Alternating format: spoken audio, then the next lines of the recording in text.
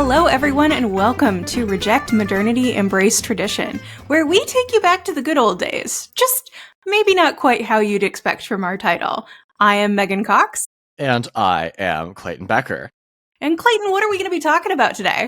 Well, Megan, today I think we're going to be talking about one of our great banes as educators. We're going to be rejecting digital learning and embracing the classroom. Okay. I know that might sound a bit like forward up at the top here, like just get rid of digital learning entirely. That's not exactly what we're going to be saying. But we do want to say that there are a lot of facets of digital learning that just, quite frankly, don't work. We're going to focus on two of those key facets, the two that I think have become the most widespread in recent years, and talk about, both maybe how we shouldn't be going so wholeheartedly into those strategies, and then also how, if we can't do away with those strategies, so to speak, how we can make them work better, because they don't work right now, and it's harming people's learning. So those two things that we're most going to be talking about today are Zoom, the use of remote instruction, basically, and then second, the use of ChatGPT. We're going to start with Zoom. I think that's the one that maybe people will have a little bit more like pushback on, and think, well, Zoom's like necessary for a lot of people. So let's address sort of that and the elephant in the room, so to speak, at the top here. I want to note that we're not saying we need to like ban these tools or anything like that. Like any tool, they can be successful if used properly, but the problem is that we're just not using them properly. Yeah, I think there's a certain amount of critical thought that doesn't necessarily go into our use of either of these technologies. And some of that was necessary. We needed to pivot to Zoom instantaneously in March of 2020. And so we really didn't think about instructional design that hard in that moment. And now it's kind of a path dependency situation where Zoom is always an option. Yes, exactly. I had a professor, that when the pandemic started, that was my final semester of undergrad. And I had a professor who used Zoom for his office hours prior to the pandemic starting. And I was like, what the fuck is Zoom? Why are your office hours online? Why can't I come meet with you in person? Little did I know that this man he knew ahead of time. Ahead of the times. But I want to sort of tackle this use of Zoom during the pandemic head on before we get into sort of like how it's been used post-pandemic, or post sort of in air quotes, I guess. The most acute phase of the pandemic. Yes, the most now that we have vaccines. Yes, now that COVID is more endemic, I don't know that we can call it a pandemic anymore. But anyway, so I want to note, just off the top, obviously, not everyone had great takes and opinions during the pandemic. And I would argue that lots of people underreacted. But I would also think that like a trivial number of people reacted poorly to maximally. Like, we can agree that there were not all of the reactions to the pandemic were great. But just because we are talking about learning loss here, just because we are talking about how Zoom doesn't work in a lot of ways, I don't want that to be interpreted as us saying actually closing schools during COVID was clearly the wrong choice. Because schools are like obviously vectors for disease. Like early in the pandemic. It was not controversial any other cold and flu season before COVID, by the way. If you have a kid, your kid goes to school, your kid interacts with other kids and brings home germs. This was not a controversial take. This is a known thing. Yeah, but anyway. So like early in the year, I think like all of this was absolutely necessary, like the end of that, spring semester for everyone. Later in the year, depending on the place, we could have a discussion about like the cost-benefit trade-off in hindsight, about what the optimal solution here ought to have been. But in any case, I think it was a trade-off. And with that trade-off in mind, we are talking about the negative side of that trade-off. We're talking about the learning loss that happens as a result of online learning, distance learning, and why, at least in our opinion, we should try to rely less on remote learning going forward. And I think, do we want to scope this as being specifically about high school, college, a certain age level, because there are definitely different issues and concerns for different age groups of students when it comes to distance learning. Yes, I think that there's a degree, and we can talk about this more when we get into the back half of the episode. Like, we don't want to sort of like yada yada away the access concerns that remote learning can help solve. So I think for the most part, when we talk about learning in this episode, we're talking about primary aged kids, secondary aged kids, undergraduate education. Like, we're not talking about sort of like non-traditional pathways, people who need additional options because, they either can't physically make it to the location. They have odd work hours, odd schedules. They have to take sort of night classes, that kind of thing. We're mostly talking about like traditional education here, and how a lot of traditional educational practices have been, we'll say, maybe not enhanced is the right word, but the companies that do this would say enhanced by the option of remote learning, and how the enhancements here are not great, in fact, actually. But I do want to take us just through a little bit of the history here on distance learning and remote learning in general, to note that, like, it's not new, right? Doing remote learning during like correspondence courses, they've been around for a long time. In fact, the first recorded attempt to organize a distance learning course was a man named Caleb Phillips in 1728 in Boston. Who advertised weekly courses sent through the mail to learn shorthand in the Boston Gazette, which is one of the main newspapers in Boston at the time. But since then, distance learning has been conducted by basically every single type of distance creating technology that there is, through mail, through the post, by radio, through TV, and now, mostly these days at least, over the internet. And I think in particular, the over the internet piece makes it clear sort of exactly who this kind of learning works for, if that makes sense. Because distance learning, remote learning works well for one type of person and one type of person only, basically. And that's the kind of person who is self-motivated, actually wants to learn the material, and is willing to put in the necessary time and effort on their own to supplement the information that they are getting in the distance learning lectures themselves. Like, if you're sitting through a Zoom lecture, listening to it, even if you're taking notes, like, that is not sufficient. And I think the research is pretty clear on this point. Like, yes, this you is need the to do most more. passive way that you can be getting information.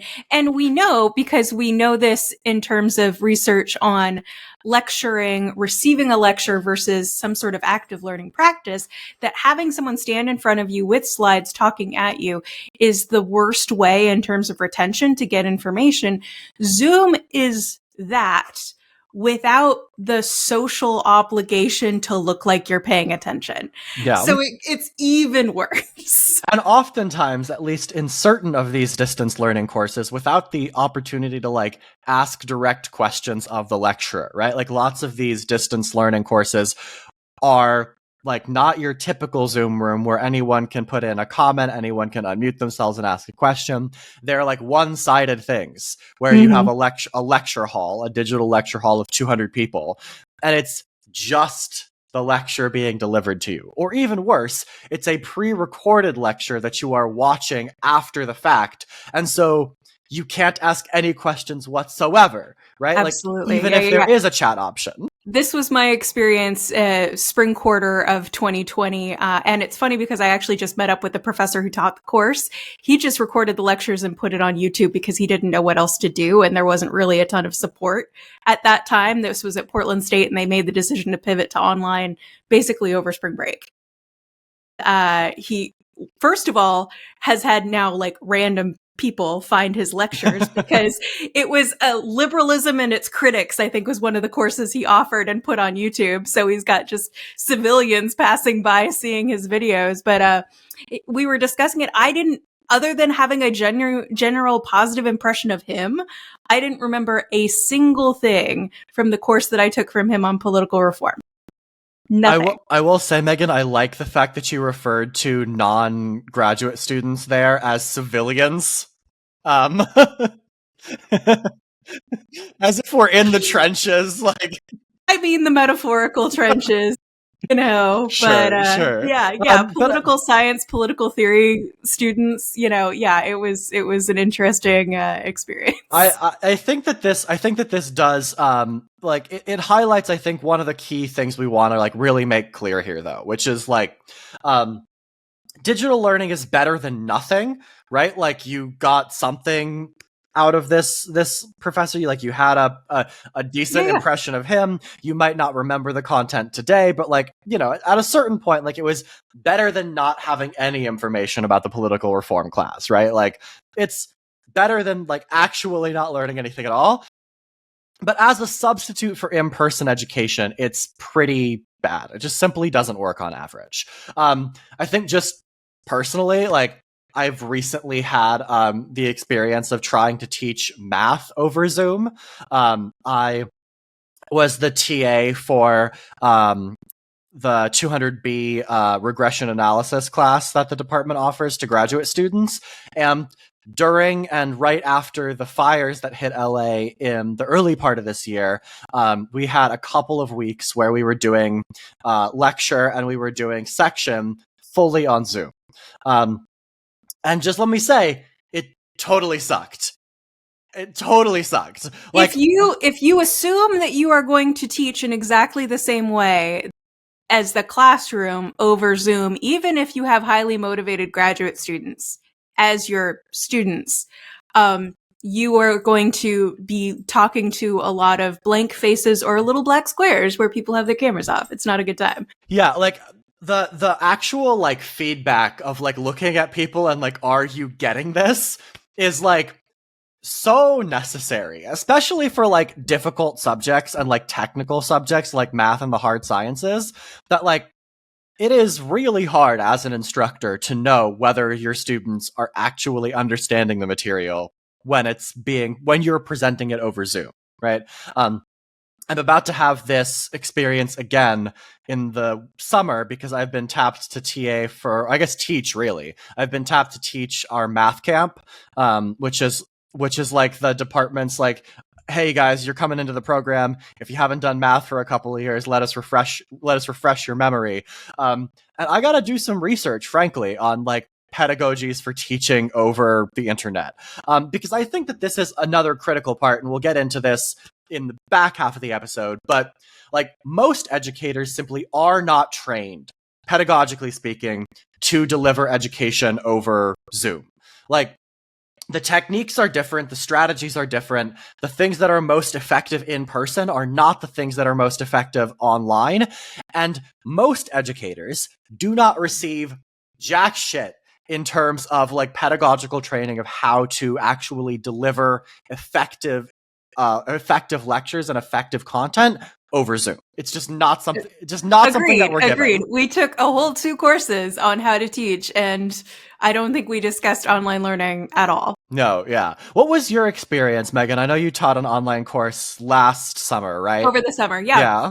I think my primary concern was, like you were saying, the lack of visual feedback about whether or not something is making sense to my students if they have their cameras off. So I had in my syllabus then, and I have in my syllabus for this summer, I'm teaching it again.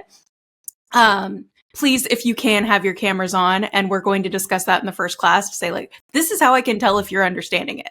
I would prefer to know if you're understanding it before you take the final, and I bet you would too.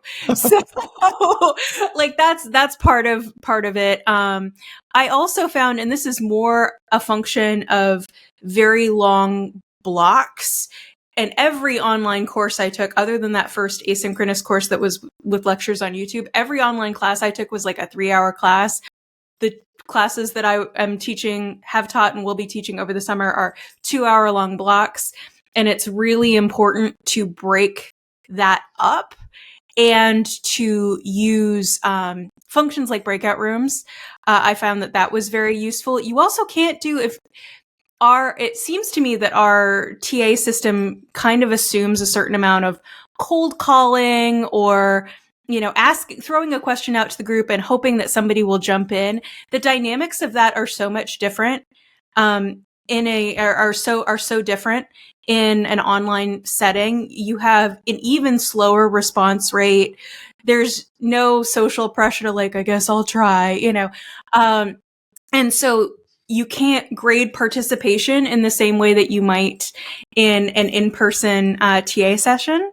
And you can't expect that that's the active learning component that you're going to be using to keep people engaged. You have to think about how else to do it. Yeah, and I think another key part of this is that, like, I have noticed, at least anecdotally, a distinction when there's, like, Zoom participation on questions and cold calling, even when the professor asks someone directly. It's that over Zoom, the responses are shorter, they're more curt, they are less likely to provoke discussion from additional students, right? Because the person who's speaking is the only one who's paying attention to what they're saying. And other students are just sort of like checked out while the professor is asking questions of people on Zoom, as opposed to in person. You might get someone who's like, yeah, piggybacking off of that. Much as that phrasing has been memeified, right? But like, it's useful, I think, as instructors to have students who are engaging with one another and trying to like work through things together, as opposed to you having to like just directly say everything to everyone and be like, okay, this is explicitly what I mean. And there's no discussion of the material. So I think that the research is reasonably clear that our anecdotal observations here are not isolated incidents, right? Remote learning just simply does not work particularly well for most students, and particularly for younger students. The same can be said of university age students. It can be said of like even, graduate students, highly motivated students who have elected to continue their education, right? Yeah, I completely understand the folks who had very specific concerns about remote instruction for like elementary school aged kids, because it put parents in the position of classroom management, which they had never had to do before for most parents. On the couple of occasions during the pandemic, I was dating someone who had an elementary school age son. And on the few occasions when I was around when he was trying to do his online schooling, it was brutal to try and get a kid to stick online and pay attention and do what he was being told. In the way you have someone who is trained in classroom management when you send your kid to school every day, who is maintaining that focus and attention, and they just lose that ability when it's remote. Yeah. And I think even with the like students who have elected to continue their education, who are like undergraduates or graduate students, like even then, you have students who like nowadays are actively seeking out like remote classes or classes that have a like hybrid option, with the explicit purpose being that they do not want to have to actually physically go somewhere in order to get the lecture materials. And that just really doesn't work, especially since we covered earlier that the people for whom distance education works are the people who are most of the time motivated and most of the time not actively seeking it out, right? Like most of the people who would succeed with a distance learning based framework are people who are not actively seeking it out because they want to learn and they recognize, rightly, I think, that in-person education is just, quite frankly, more effective. Before we move on to ChatGPT, though, I want to hit just a couple of the specific like points that the research makes here. Yeah, because we've been alluding to the idea that it's bad, but yes, there is research that says it's bad, right? Yes, there's lots of research that says it is bad. I'm not going to go through sort of the laundry list of studies here, but I will tell you like the outcomes that it finds. So remote learning on average, and when we say remote learning here, we mean like distance-based Zoom video learning that does not have an actual like human to human interactive component, right? Across various definitions of what that means. It is worse for student achievement, material retention, students' mental health, students' social development. This is a particular problem for elementary and high school age children. And then it's actually, in certain ways, bad for equity and access. Because although we talked about the elements of access earlier, non-traditionally aged students, people who have had a different educational pathway, it is the case that people and families who make less money are less likely to have access to the things that you need in order to make this digital first education possible. 41% of families who are making less than $30,000 a year do not have a computer in the home. And 43% of families who are making less than $30,000 a year do not have reliable home internet. In contrast to the kinds of access benefits that remote learning can have for some people, for these groups of people, especially for young students, where the educational process is perhaps at its most vital stage, digital first education strategies are actually less accessible for these folks than one where material is delivered primarily or only in person. And this doesn't just show up in the United States, lest anyone believe this is like education researchers from the United States trying to pull some sort of like political, political trick to try to get more funding for education or whatever. We see we have research on these outcomes, and we see basically the same outcomes in countries all around the world, from Brazil to Japan to Sweden, Norway, and Denmark. Like, all of them have had similar impacts of this Zoom and remote-based learning. The upshot being, I think, that Zoom is just simply not a substitute for classroom-based instruction, classroom-based learning. It's just not. It really isn't.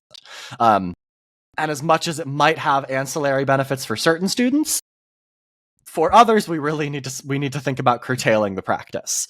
And we'll get into that a little bit more in the back half of the episode. But before we do that, I want to talk about the other elephant in the room, which is students' usage of ChatGPT and other generative AI technologies. We're going to spend a little less time here because I think this one is likely to get less pushback than the usage of Zoom and other remote learning strategies. But I do think that ChatGPT is like by far the more serious long-term problem here. We'll talk about in the back half how there are things we can do to make remote education more effective. There's just like nothing you can do to make people dumping their textbook chapters into ChatGPT and telling them to write an essay better for learning. Like, there's nothing you can do about that. Yeah, I appreciate that there are occasional ideas of, we'll have ChatGPT write the first draft of the essay, and then the assignment is improve the essay. And I appreciate that because I think it is a little bit of a scared straight sort of moment where a student can see how bad the ChatGPT essay is, because it's a B or C essay in a lot of situations. But yeah, for the most part, anything that requires actual thought, ChatGPT is not doing well. Yeah, I think it's relatively important to understand like what ChatGPT is actually doing here. Like, ChatGPT is a very fancy, very advanced word prediction algorithm, essentially. Like, what it does is it, based on like the words that you put it in, it tokenizes them. So it turns them into like unique identifiers. And then it uses those tokens to predict like what the answer should be probabilistically. And a lot of the time it does fairly well, right? Like, there are useful applications for generative AI technology, but improving student learning is not one of them, right? And I think the real like problem here, one of the real problems, there are several, is that like everyone is using this technology. Everyone in universities is using it all the time. One January 2023 survey, so more than 2 years ago now, like just after they released, the like models that were good at things, like very, very shortly after they released those models, I think it was 3.5 is when 3.0, 3.5, I'm not sure. But a January 2023 survey of college students found that 90% of them have used ChatGPT for help on homework assignments. 90. Not 19, 90. 90% of students. And it really shows. Like, when you're looking at like essays that they've written in class, as opposed to essays that they write on their own. It's like a total night and day difference for a lot of students, and you can just tell that they're using this generative AI technology.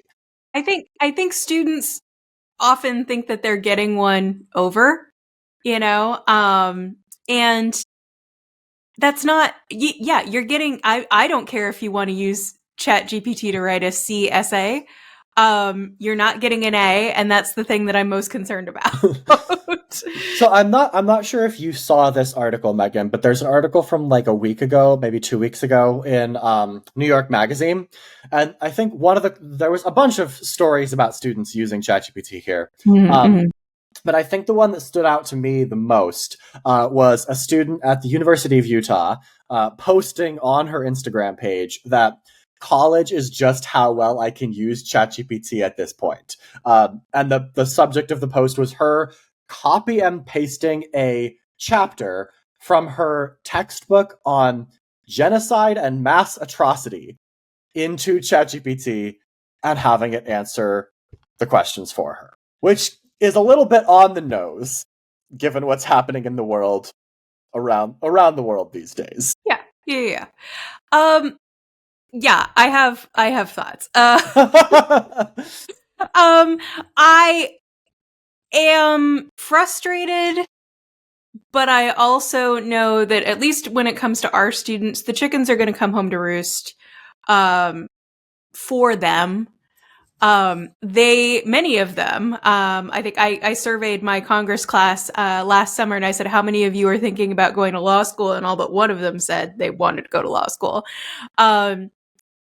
There are some skills in terms of succeeding in law school, passing the bar, and then being a lawyer that you don't have ChatGPT to help you with.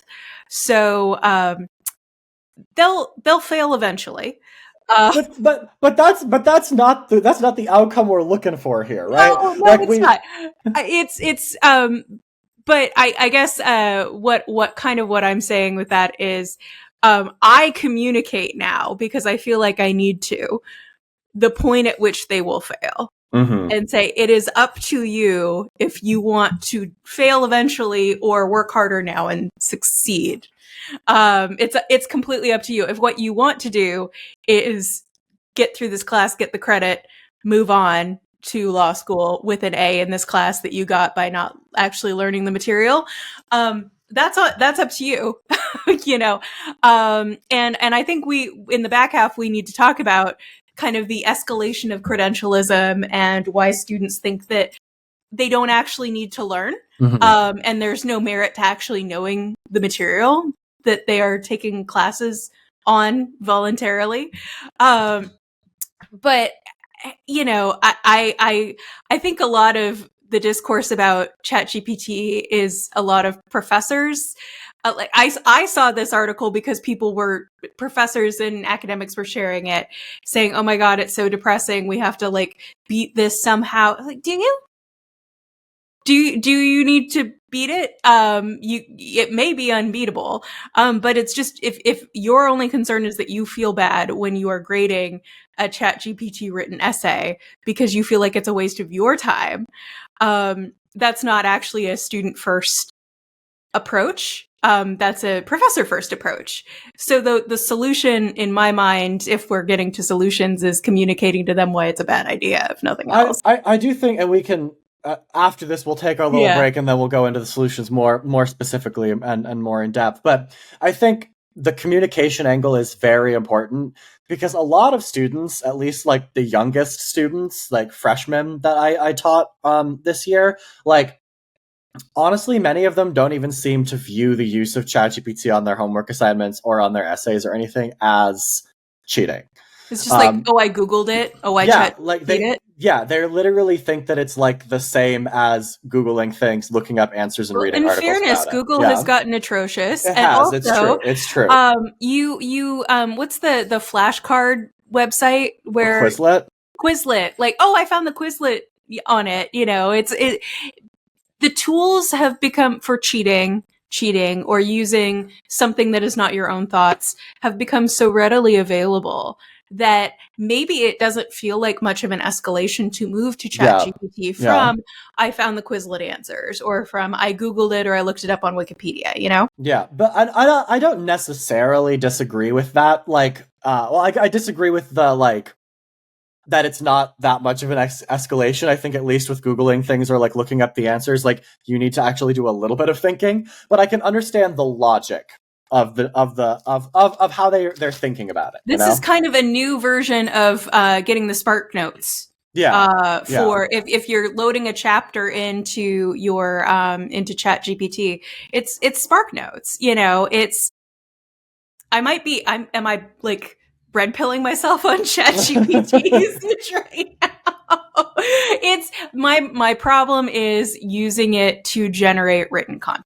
Yeah, I think that, like, I think that's where I think the problem comes in, which a lot of the students, like, I have many students, like, not many, maybe a few, right, who have, like, just actively admitted to me that, like, oh yeah, like, I asked chat, they call it chat, to come up with, like, some bullet points for me, and then I, like, fleshed those out, and I'm like, did you just tell me? right, like, anyway. So they clearly don't think that it's cheating because it hasn't occurred to them. I also think there's a certain amount of just naivete among students about academic dishonesty broadly.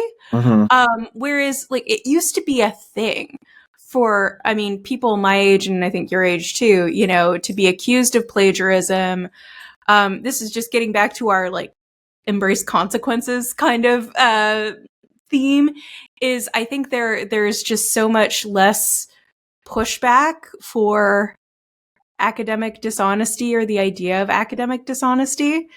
I had students, after we explicitly told them not to collaborate on a particular assignment, they had done something using a Google Sheet and then linked to the Google Sheet to show their work, and the Google Sheet clearly showed that they had collaborated. And I'm like, oh. Yeah, I mean, I think we're getting a little bit off of the sort of absolutely. But I think it all sort of feeds into the same thing, and I think, as we'll talk about in the back half, as we'll take a break in just a second here, a lot of it comes from this idea that, like, education has become this product, right? That, like, you go to school to get the degree, to get the job, right? Yes, and we'll talk about how we solve that problem. We'll talk about how we solve the more direct problem of the problems of distance learning and the usage of ChatGPT and all of that. But yeah, I think that a big part of this is, like, we need to sort of reframe once again the discussion of, like, why you are continuing to go to school in the first place. And that's because you're going to school to learn how to do things, learn more stuff, right? Not to get the thing that signals to a potential employer that you know what you're doing. Because if the current pace of ChatGPT usage keeps up, that credential is not going to be worth much, right? Because it's just like, as that one student at the University of Utah said, that was just how good you could use ChatGPT. So we'll take a break. We'll come back in just a couple of seconds, and we'll discuss some solutions to these various problems.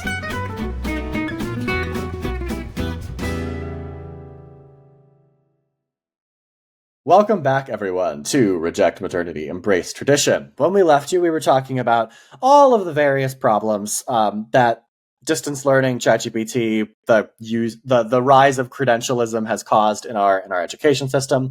Now we're going to talk about some of the solutions here. These are going to be in a few broad buckets. I think we'll start more with the solutions of, like, how do we address the narrow problems, and then we'll talk more about the broad problems. So I think the first thing is that it's easy to say, just bring people back into the classroom, right? And that is sort of like a broad summary of how you can help solve the problems of distance learning in ChatGPT. But I think it's worth dwelling on for just a little bit, like, what that actually looks like more specifically. Because I think, to the points that Megan made earlier in the first half of the episode, there are certain things that you can't fake. Right? At a point, you'll get to law school, or once you're a lawyer, once you're trying to pass the bar exam or something, right? There are things that ChatGPT can't do for you. And I think that there are also things that we can construct that ChatGPT can't do for you earlier in the game, as it were. I think that's true. And that's why you see so many people saying, as a solution, bring people back into the classroom. Blue book exams are the way to go. I agree with that broadly. As the person who grades the blue book exams, I think one of the primary concerns is handwriting. I've never had a student write something that I fully could not read. So I prefer grading in class work because it tends to be shorter. It does tend to be shorter. When you give them a time constraint, it's a little bit easier to deal with. Yeah, and I will say, like, yes, handwriting is a problem. I have had at least one student where I just, like, fully could not understand what they were trying to write. But I think that the solution, as it were, to, like, that problem of handwriting is to have people do more written assignments, right? Like, if you're not getting any of that in your earlier education because you're doing so much distance learning, right? Then, like, that's only going to make handwriting worse in the long run. And so, like, the solution to people having, like, difficult exams to read is not to, like, not have them ever do any writing. It's to have them do more writing so they can practice making their answers legible, right? And I say this as someone who, like, does not have incredible handwriting, especially with, like, pens. I go pretty quick. I write as I need to be able to read it most of the time. And absolutely. I need to be clearer, and I need to put in the effort when I'm writing for someone else to make sure they'll be able to read it. But, like, that's another one of those personal responsibility things where it's like, at a certain point, you got to recognize that, like, you got to do these things because at a certain point, you can't rely on the computer, you can't rely on ChatGPT to do it for you and all that. I do think as well, there's something to be said for, like, making in-person first lectures more mandatory, right? I know that a lot of large lecture courses, especially at, like, large public universities, don't have mandatory class attendance. And I understand this to a certain extent, right? Like, you don't want to be policing 300 students for whether or not they show up to your lecture. That's, like, a pain in the ass. But at least have, like, you know, other things like section attendance be mandatory, have things like, you know, like class assignments in lecture that people need to show up for, so that, like, at the beginning of the class, you have, like, 2 questions that'll be listed on, like, the slide deck that the professor is using, and that's the only time you will have access to those, right? And the only time that the quiz will be open is during lecture, right? And you need to have, like, explicit you know, either permission to miss or explicit accommodations for not being there in person. Again, I think that there's a degree of this where it's like, yes, we have, like, access concerns. You want to make sure that people are able to get the information that they need. But for traditionally aged students who have voluntarily elected to go to university, right, unless they can provide, like, a documented reason why they shouldn't be in class or they don't need to be in class, then they probably should be in class. Yeah. Right? I think many people in the academic space maybe became sort of reluctant to create situations like that because it does take more work to think through accommodations if you are making it mandatory or creating something that is going to impact people's grades. But I think what we're saying is that it's worth it to take the time to create those accommodations if necessary. And that is an if necessary. It's not going to always be the case that you have someone who has gone through whatever process your university has that gives them an accommodation to miss class, etc. You know? Yeah, and I think there's also a what you mentioned earlier, Megan, a degree of this where, like, making it, like, quote unquote harder for your students can indeed be the student first approach, right? Like, yes, they have to go to the effort of going to class, and you have to go to the effort of, like, thinking through the accommodations, thinking through the ways that you enforce, like, a participation grade, for instance, right? Mm-hmm. Yeah. If I can jump in on that very specifically. So with my online class last year, and this is what I'm going to be doing again this year because it worked really well. I had them spend about half an hour each 2-hour block in breakout rooms discussing the material with a specific set of questions that they were supposed to address with their group.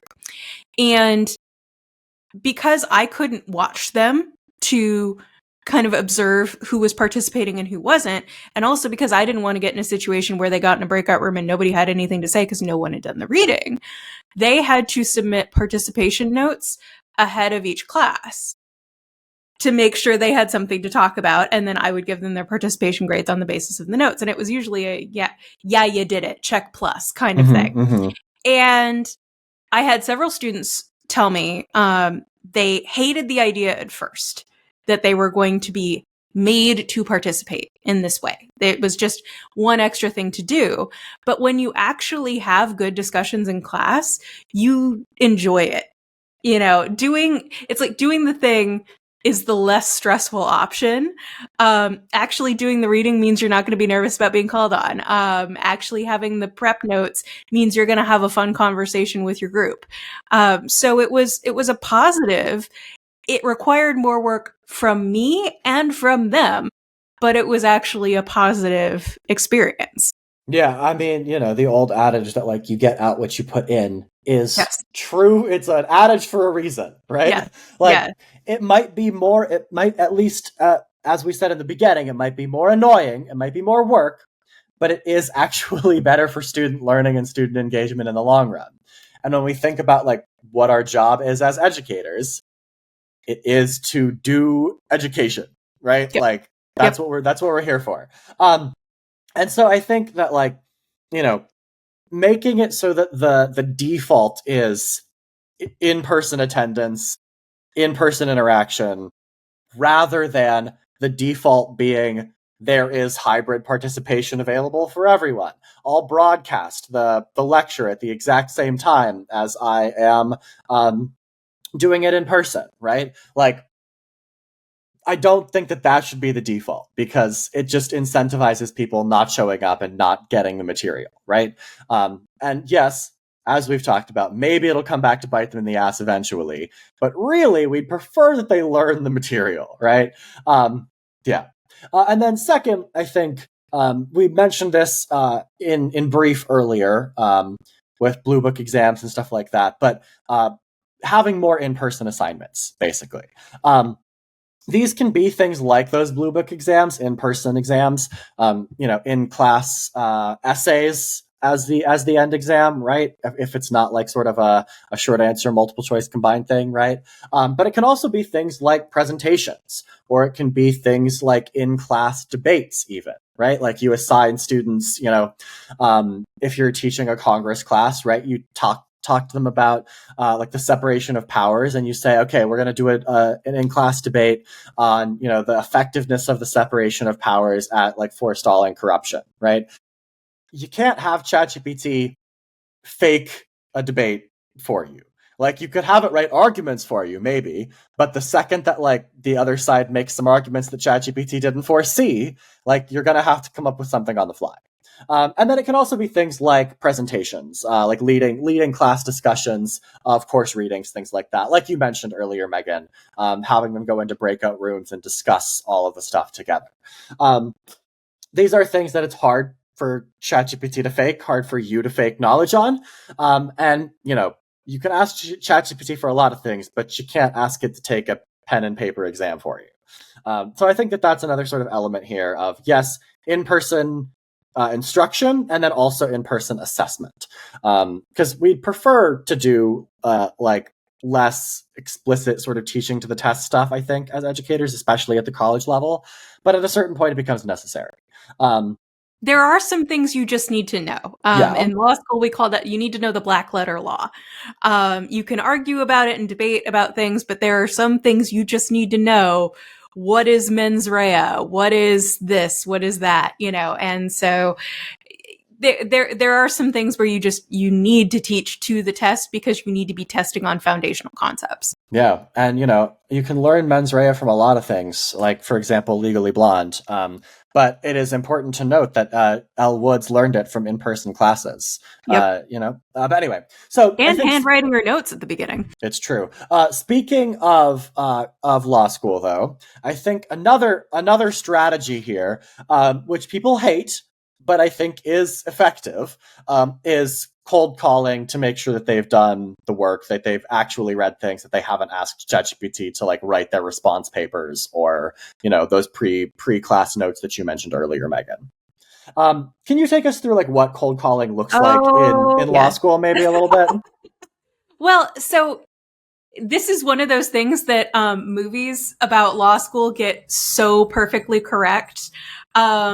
This does come up in Legally Blonde several times.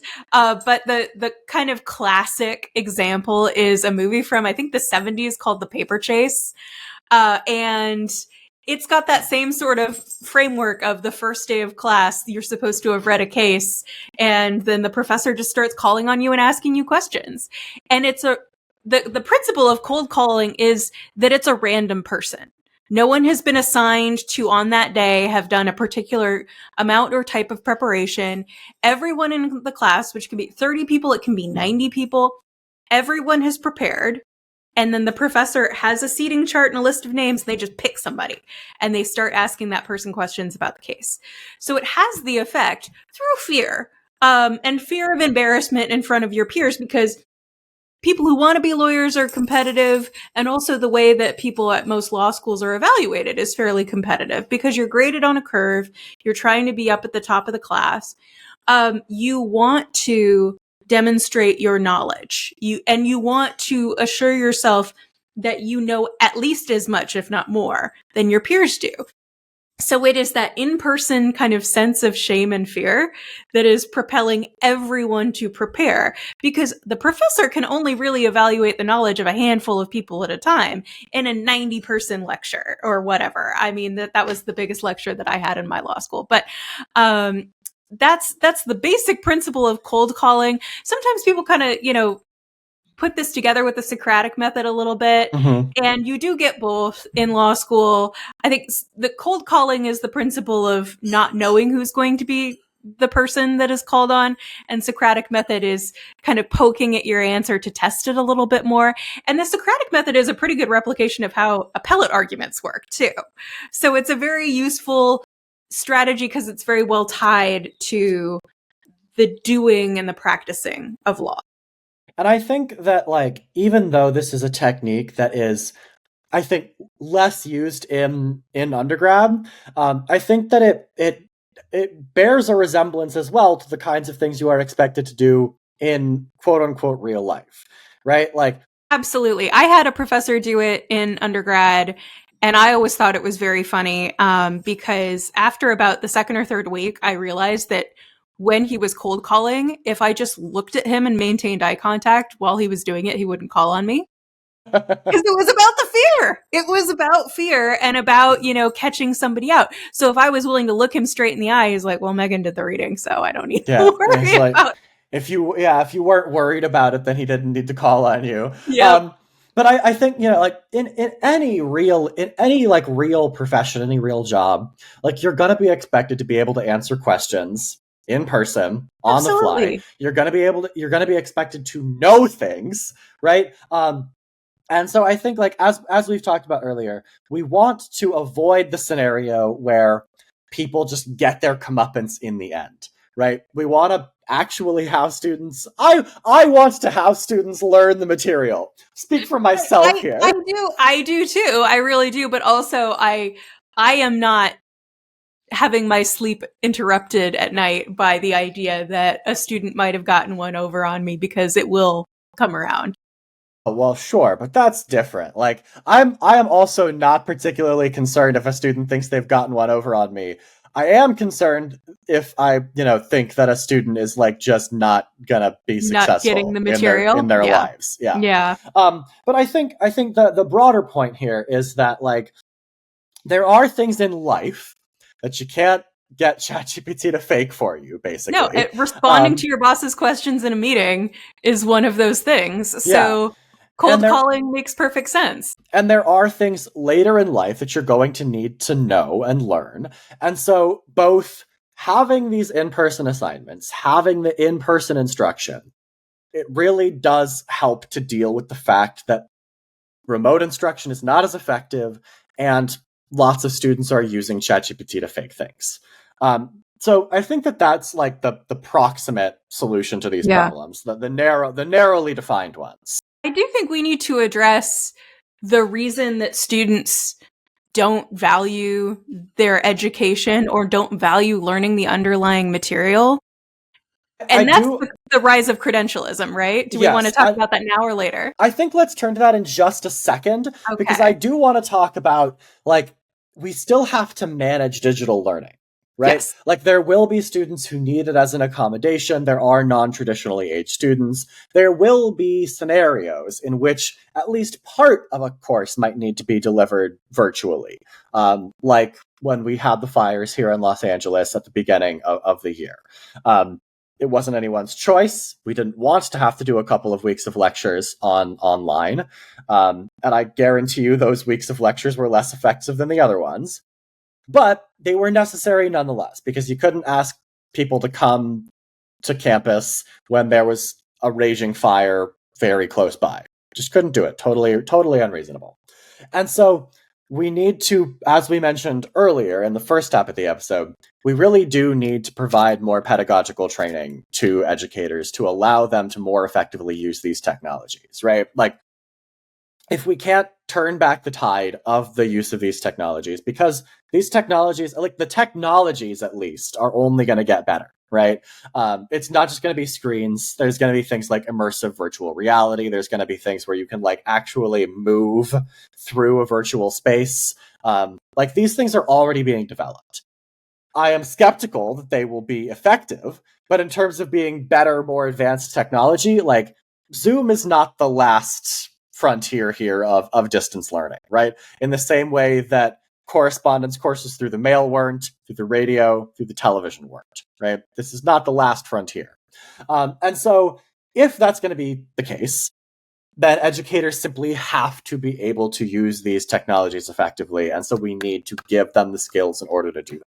There has to be at least the option for these educators to get more pedagogical training. And right now, that just doesn't really exist for like most educators, I think. So that's, I think, the narrow policy solutions mostly done. Now, yes, let's turn to credentialism. Let's turn to how education has been turned into this thing and why these incentives are so strong in the first place. Yeah, I mean, many of us have identified a couple of things that are, annoyances, and they really feed into this. The idea of the student as the customer is obviously very frustrating, but the idea that students don't perceive their education as a necessary step for preparation for the world of work, but instead see it as a step to tick a box and not have their resume rejected, more or less. That's a problem, and we need to address the level of truth that they are perceiving there, which is an issue for employers. And we also need to address their perception about it. Even if it's not true, we need to address the fact that they believe it. Yeah, and I think that there are a few different reasons, like, why this has become the case. And I think, like, the first and foremost is that, like, employers out there, for some reason, air quotes, we know the reason. It's because they want to pawn off, like, the, cost of doing business on other actors, right? They have begun to view the objective as being, let's get people into the role who already know how to do the job. And so they are, not giving up on exactly, but curtailing workplace training, making it less of an emphasis, prioritizing candidates that they think, this person can slot right into the role and they'll be able to do it next week. Right? There's this idea that, like, the job training part of, like, learning how to do any given role shouldn't take very long. It's something that they should have learned in college or in high school. And so you've got universities, high schools, community colleges, or whatever. And all of these institutions, at least a certain portion of them, is people who are there because they think they need the credential to get the job. That's basically it, right? Mm-hmm. The, like, zeal for learning or whatever is just not there. Yeah, it was particularly bad during the financial crisis and the recession that followed, to the extent that we're going to see another recession in the future. expect it to be bad again. I remember vividly from that time. I was going to the state legislature and observing hearings of the Higher Education and Workforce Development Committee because I had a client that was a university. And there was one Republican legislator who just said, I tour my district and I beg the employers to stop saying you need a college degree for something you don't need a college degree for. And there's a tendency for employers to view it as an easy button. Another legislator proposed subsequently back in 2020 said, I would like all police officers in our state to have a 4-year college degree. Okay, let's talk about why you want that and what you think a 4-year college degree is doing, because all police officers are going to have specific job training once they're hired. They all have to go to a particular academy for specific training. What is it that you think a 4-year college degree adds to that? As somebody who's read a lot of cops writing, I would like them to add a writing course to the, because people have different levels of skill, and you have to write police reports, and you need to know, a little bit better grammar and how to make sentence structures parallel and stuff. But what do you think that degree is adding? I would like for all employers to ask that about every job. You don't need a college degree to be a barista. You don't need a college degree to be a server. You don't need a college degree to do any number of things. So if an employer is asking for that, what is it that you think that degree is bringing that isn't part of the training that they will get on the job anyway, because every employer has a specific way of doing things? And I think as well, this has sort of two perverse consequences. There's perverse consequences that arise from this. There's also sort of a double-edged sword of credentialism causes people to go to college with the view that it's this credential factory, basically. But then also, because employers are using college as a signaling mechanism, if someone then goes and just uses ChatGPT, the fact that you have the college degree ceases to be an effective signal in the first place, right? And so you've got this sort of circular logic here of well, you've got to go to college to get the credential because the credential signals that you're a worthwhile person to interview, that you will be able to do this job. But then the usage of ChatGPT that is so incentivized by the fact that this is a signaling mechanism makes the signaling mechanism less valuable. And so you have to get into a situation where you're actually doing skills-based hiring if you want to hire someone that is qualified for the role. And businesses takes longer and is more expensive. And businesses just aren't interested in that in a lot of ways. They want the signal to be able to do the weeding for them ahead of time. Megan, when we were doing the prep for this episode, you mentioned Yeah. So this is just become an issue. So I read about this, I think, years ago. That airlines are freaking out because there is mandatory retirement for pilots. They hit a certain age, they're not allowed to fly anymore. And airlines are getting very concerned about having enough pilots to fill in for all the retirees. And my take on that is, okay, guys, you can hire people and pay them and send them to pilot school. You can do it in exactly the same way as I was just discussing. It's done with law enforcement officers. If you want someone to know a specific set of things, you can hire someone who you perceive to have aptitude. I mean, I was making fun of police officers and their writing skills. Temperament is much more important than your ability to write if you're hiring cops. You find someone that you think has the right temperament and underlying skill set to be a pilot and send them to training specifically to do that. But for some reason, it's money. The airlines are reluctant to spend the money to hire people and train them. They want them to come in trained already and are happier, I guess, to complain than to take the very obvious step to solve the problem within their own system. Yeah, because at least historically speaking, I don't want to say most, but a substantial number of airline pilots come from the military. Yes. The US government the US armed forces train them to be able to fly planes, and then to the extent that they need additional different training to fly different types of planes, that is much easier for the airlines to provide them than training someone who, is going from like a Cessna, to, Boeing 737, right? Mm-hmm.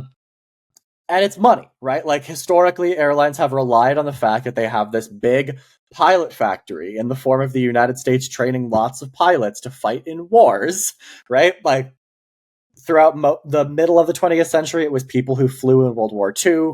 Then it was people who flew in Korea and Vietnam. But now that the wars that we're fighting are like smaller in scale than those large scale conflicts, you've got a dearth of pilots coming up, and the airlines just don't seem to be willing to bite the bullet and like send people to flight school in a more robust way.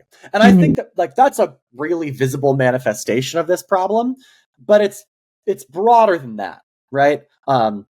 Like there are lots of employers out there who basically want universities to do their job training for them, who want everyone to come in with like 95% of the skills that they're going to need in order to do the job, and not have to learn anything but like, okay, well, here's the processes that we use for this business, right?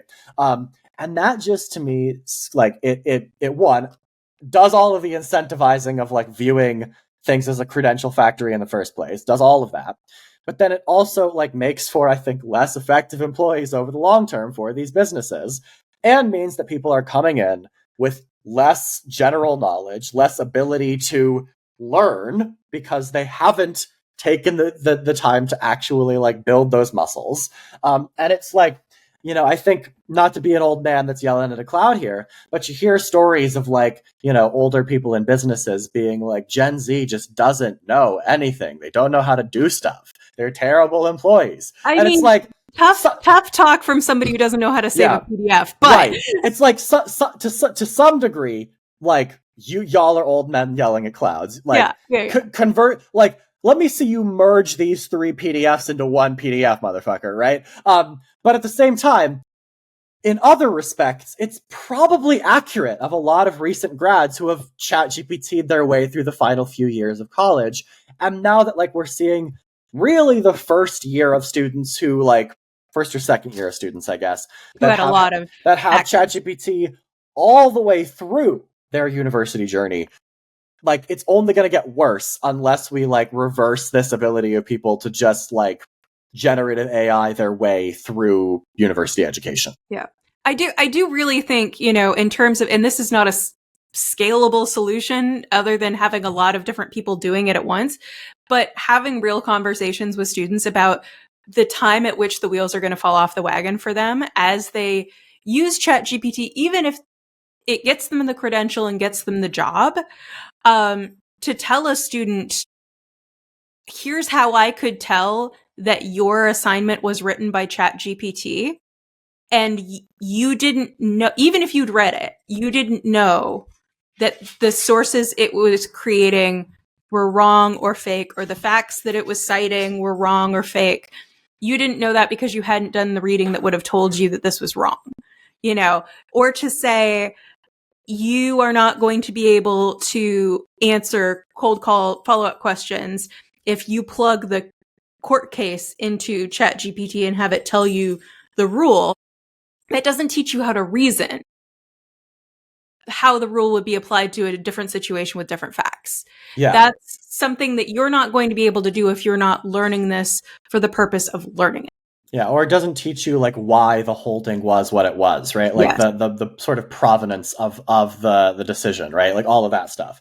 And I think the upshot of this whole second half maybe has been like, it is better to fail earlier and in a place with lower stakes, perhaps, or it is better to be embarrassed in class by like not knowing the answer to a cold call than it is to get fired because you get something really wrong in like aggressively wrong, like in like a meaningful document that you have to send to a client or something, right?